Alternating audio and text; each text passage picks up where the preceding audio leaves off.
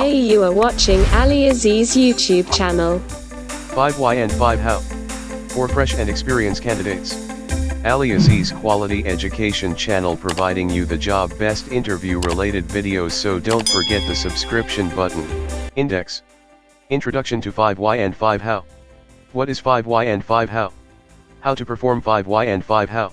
Introduction to 5 Why and 5 How. Have you ever had a problem that kept reoccurring? Having to address a problem or failure mode more than once is time-consuming and a waste of valuable resources. The issue is that the root cause is not being identified or addressed.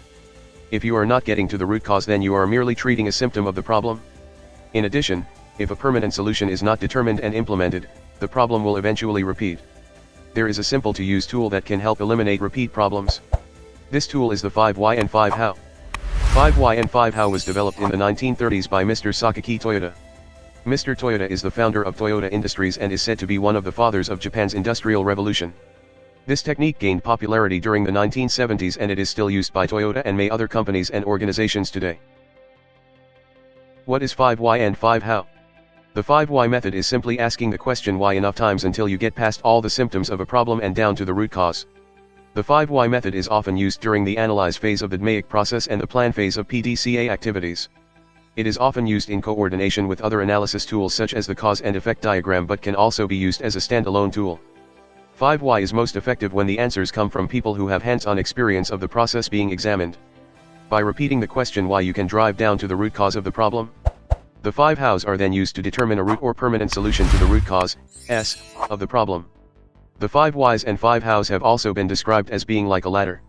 You move down the ladder using the 5 Whys, to drive down to the root cause, and then climb up the ladder using the 5 Hows to get to a resolution to the problem. The team will review why did the problem occur and how can it be resolved so it does not occur again. 5 Why and 5 How example. How to perform 5 Why and 5 How. Form the team. The 5 Why and 5 How exercise should be performed by a cross-functional team, CFT. It should not be done alone at your desk. The team should include representatives familiar with the process in question along with members from quality, process engineering, and operators from different shifts or from the next step in the process. Each team member will bring their own unique viewpoint of the problem and ask important questions that may not otherwise have been asked. Define the problem. The first thing any team should do during a root cause investigation is to clearly define the problem. Develop a clear and concise problem statement. The team should keep their focus on the process and not on the personnel. The team should also determine the scope of the problem to be addressed.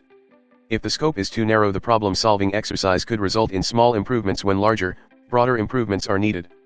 Adversely, defining the problem with too broad of a scope could extend the time required to resolve a problem and generate solutions that might not fit the corporate culture or align with corporate strategy and never be carried out. When you take the time to clearly define the problem up front, it often saves time and makes solving the problem easier.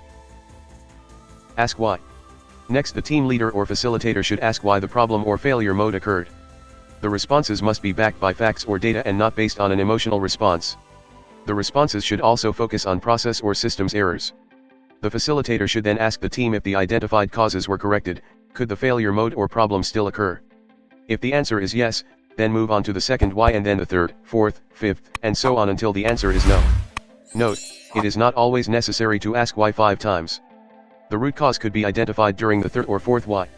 It may also take more than 5 times to get through the symptoms of the problem and down to the root cause. In addition, by the third, fourth, or fifth why, you may likely discover a systemic or management practice as the cause. Determine and implement corrective actions. Upon determination of the root cause, S, a list of appropriate corrective actions should be developed to address each root cause. 5 How is a useful method of brainstorming resolutions to the root causes and developing action items to resolve the problem. The facilitator should ask the 5 Hows related to the issue at hand. How can this cause be prevented or detected? Keep asking how until you get to the root solution that resolves the root cause. The actions should have an owner and a due date. Regular meetings should be held to update the team on the status of the actions until all are completed.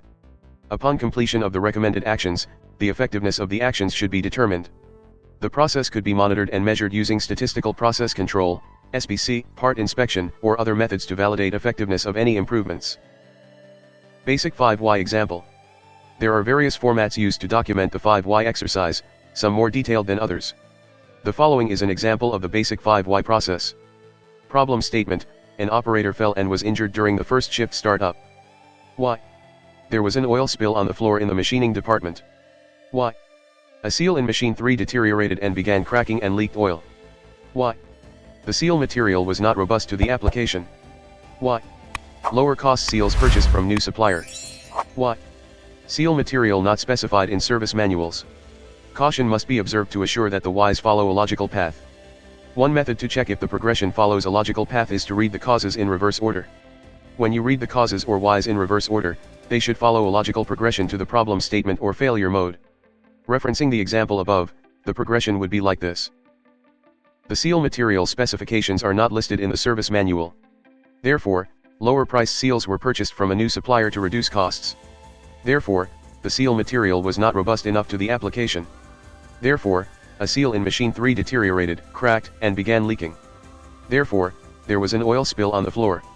Therefore, an operator slipped and fell and was injured on first shift. The three-legged 5 why. It is not uncommon that the problem may have more than one contributing root cause. The 5 why progression will sometimes branch out to form more than one path. In many cases, the root cause occurs due to an ineffective detection control or systemic issue within the organization. The three-legged 5 why includes additional paths to determine what control or process was not in place or not effective enough to detect the failure prior to the incident. Systemic or management processes either not in place or that could have contributed to the incident are also reviewed.